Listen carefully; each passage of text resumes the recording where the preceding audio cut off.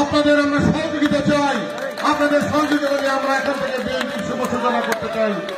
তাকে আমরা আগামী দিনে যদি এমপি হিসেবে ইসলামপুরে নির্বাচিত করতে পারি, অবশ্যই উনি মন্ত্রী পরিষদে একজন পূর্ণাঙ্গ মন্ত্রী হিসেবে, ক্যাবিনেট মন্ত্রী হিসেবে উনি উপযুক্ত স্থান পাবেন। আমরা হালিম ভাইয়ের মতো মানুষকে যদি আমরা সবাই মিলে ইসলামপুরবাসী তার মর্ম বুঝে তাকে যদি নির্বাচিত করতে পারি, ইসলামপুরের রাস্তাঘাট, ব্রিজ, কালভার্ট, শিক্ষার উন্নয়ন সহ ইসলামপুরের যমুনা নদীর ভাঙ্গন প্রত্যেকটা এলাকার আমরা ইনশাল্লাহ কাজের সমন্বয় করে ইসলামপুরের সার্বিক উন্নয়ন আমরা সাধিত করব। হালিম ভাই একদিনে জন্ম হয় নাই। হালিম ভাইয়ের এ একজন বিজ্ঞ মানুষ, যোগ্য মানুষ, সৎ মানুষ, তাকে নিয়ে আজকে আপনাদের দ্বারস্থ হয়েছি।